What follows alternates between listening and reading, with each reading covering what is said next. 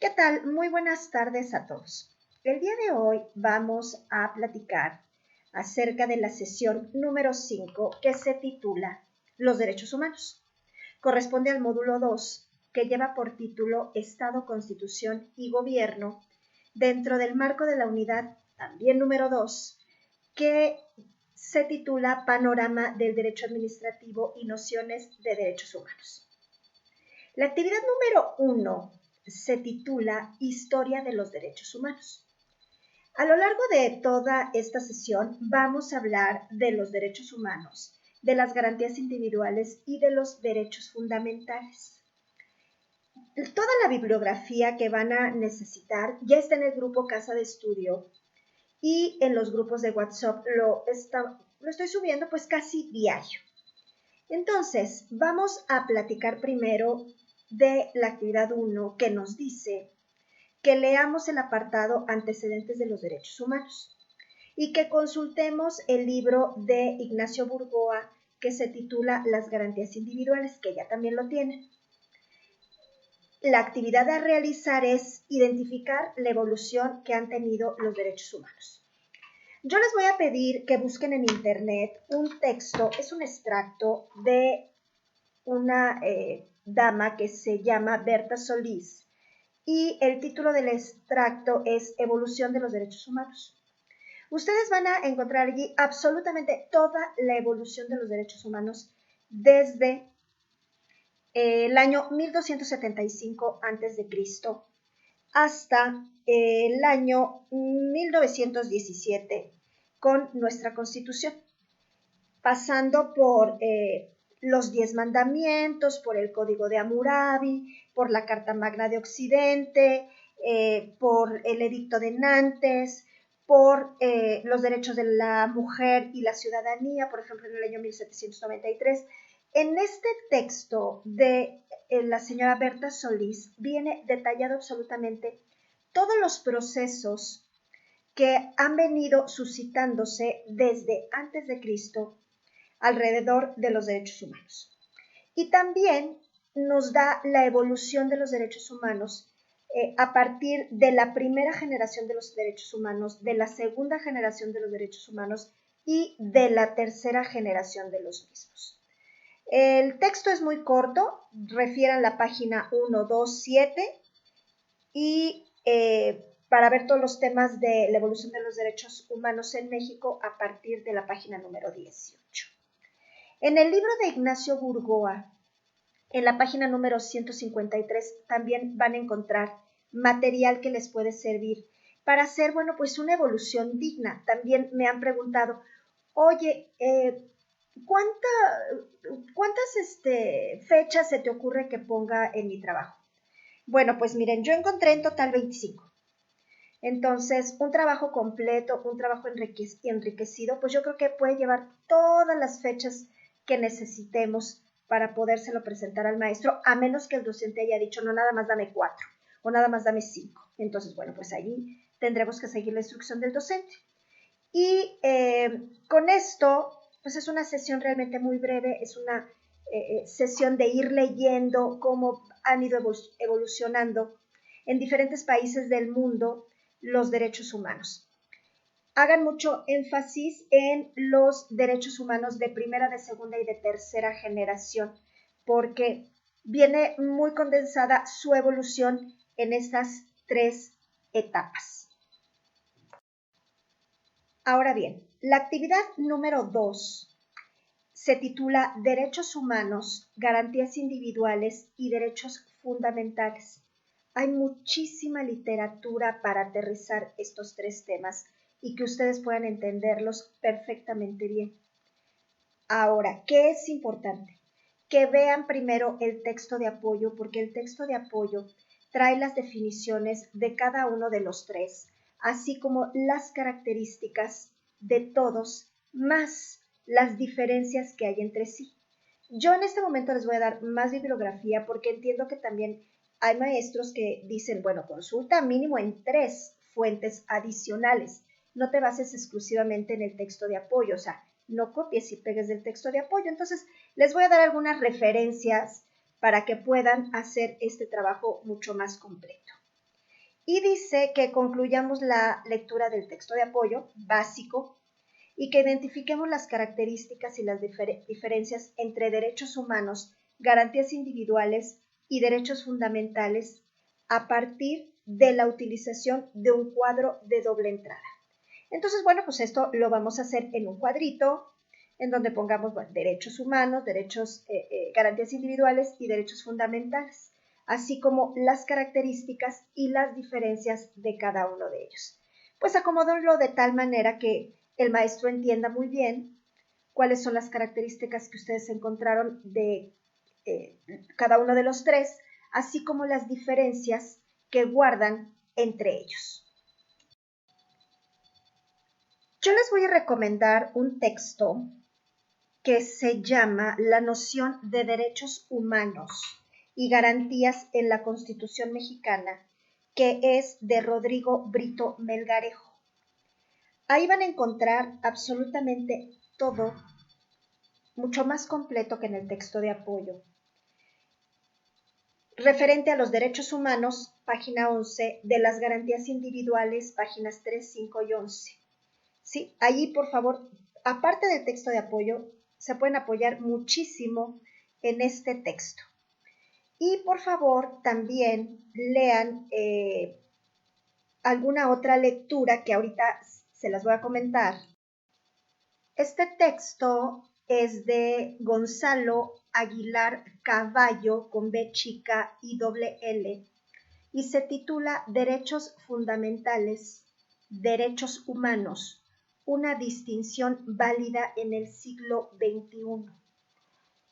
Es muy interesante porque habla alrededor de los derechos fundamentales de una manera muy profunda, que nos va a servir para diferenciar y conocer cada una de las características que tienen los derechos fundamentales versus los derechos humanos y las garantías individuales. No se lo pierdan, allí van a encontrar muchísima información para que puedan hacer su cuadro de doble entrada con las características de cada uno de ellos. También recomiendo que busquen muchas publicaciones que tiene la Comisión de Derechos Humanos. Hay NMI publicaciones, pongan en su buscador Derechos Humanos UNAM para que puedan bajar y puedan tener en el navegador fuentes confiables. Entonces, ahí van a poder encontrar ejemplos, van a poder encontrar las definiciones, las características adicional a la bibliografía que yo les estoy mandando. Y con esto estaríamos terminando la actividad número 2 de la sesión 5. Y vamos a ir a la actividad integradora. La actividad integradora lleva el nombre de integración de un derecho. Nos pide que esperemos el caso que nuestro docente nos va a proporcionar y señalar los siguientes puntos. Primero, elementos de los derechos humanos. Segundo, por lo menos 2 prestaciones que se puedan exigir para su cumplimiento. El fundamento jurídico nacional e internacional del caso que nos ha enviado el docente. Y por último, citar jurisprudencia si el caso lo requiere.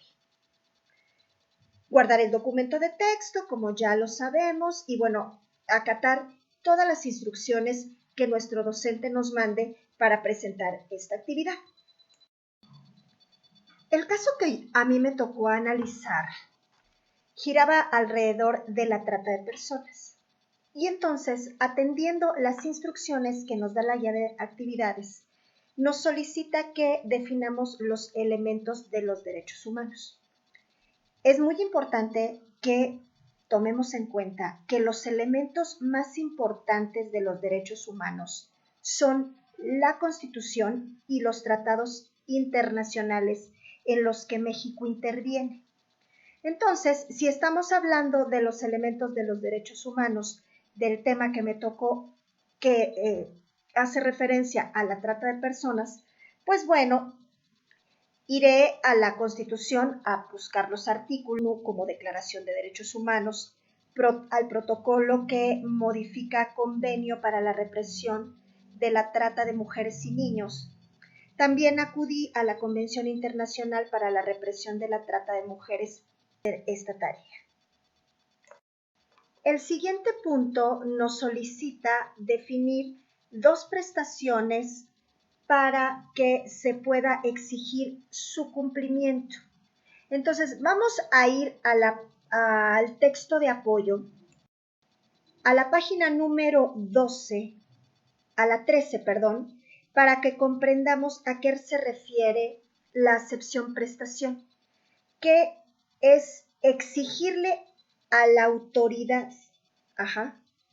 Y pone un ejemplo al respecto de cómo se puede hacer valer una prestación. Entonces, lean esta definición, aplíquenlo a su caso y podrán tener cuáles son las dos prestaciones que son exigibles. Vamos a poner un ejemplo. Existe un protocolo completo de la ONU contra la trata de personas. Entonces, el artículo número 6 de este protocolo, en el título segundo, que habla de la protección a las víctimas de la trata de personas, bueno, pues esta es una prestación que le podemos exigir a la autoridad, ¿no? Si yo soy una víctima de trata de personas, le puedo exigir que protección. Dentro de este artículo podemos decir también que yo como víctima de la trata de personas le puedo decir a la autoridad que me asesore y me informe acerca de mis derechos en un idioma que yo pueda comprender, ¿sí? O sea, si yo hablo alguna lengua, o sea, a mí me tienen que asesorar e informar en la lengua que yo pueda comprender. Todo lo relacionado con el caso. Otra prestación que puedo exigir dentro de este mismo protocolo en el tema de la trata de personas: asistencia médica, psicológica y material. Esa es otra prestación que yo le puedo exigir a la autoridad. ¿Por qué? Porque la contempla el protocolo. Voy a poner otro ejemplo. Puedo exigirle a la autoridad oportunidades de empleo, de educación y de capacitación. Casi todos los protocolos y todos los tratados tienen una amplia explicación alrededor de cada uno de los artículos. Y si no, cada uno de los artículos viene explicado en un lenguaje muy sencillo de entender. De tal suerte que ustedes van a poder explicar muy bien las prestaciones a las que se tiene derecho y que son exigibles a la autoridad. Por ejemplo, en el caso de las oportunidades de empleo, educación y capacitación, este protocolo contra la trata considera la aplicación de la ley como una responsabilidad compartida entre los gobiernos, pero esto conlleva a que lo relativo a las víctimas sea una responsabilidad individual de los gobiernos, ¿sí? Vamos a suponer que yo fui víctima de trata de personas aquí en México, entonces le voy a tener que exigir o le voy a poder exigir a las autoridades mexicanas. ¿Quién me respalda? La ley para prevenir y sancionar la trata de personas, que es una ley mexicana, así como la Constitución. En los artículos de la Constitución que se relacionan con los tratados internacionales. ¿Cuáles son esos artículos constitucionales? Pues de entrada el 1, ¿no? Que dice que a partir de junio de 2011, que se incluyó con la reforma constitucional en materia de derechos humanos, repito, se incluyó en el artículo 1 la denominación de derechos humanos. Y adicional a lo anterior, de conformidad con el artículo 1 romano del artículo 76 de la Constitución mexicana, en donde menciona que los tratados deberán ser aprobados por el Senado y serán ley suprema de toda la Unión cuando estén de acuerdo con la misma, en los términos del artículo 133 de la misma Constitución. En el siguiente punto nos solicita el fundamento jurídico nacional e internacional. Entonces, bueno, hay que detallar el fundamento de los códigos, de las leyes que giran en torno y alrededor de, en este caso, que yo estoy hablando de la trata de personas, así como las leyes internacionales, que en este caso, bueno, pues estamos hablando de que serán todos aquellos tratados internacionales en materia de trata de personas en los que México esté incluido. Quisiera que consideraran también que estos delitos de alto impacto, en caso de que su docente les haya mandado a algún caso similar a la trata de personas, están muy bien documentados en las páginas de la Secretaría de Gobernación. Por ejemplo, el tema de la trata de personas habla de los elementos de la trata de personas. ¿Qué es la trata de personas? ¿Cómo se captan las denuncias relacionadas a este tema? Las redes, de apoyo que existen para brindar atención a las personas víctimas de trata de personas y cuáles son las acciones de prevención de estos delitos que pues tiene implementadas el gobierno federal.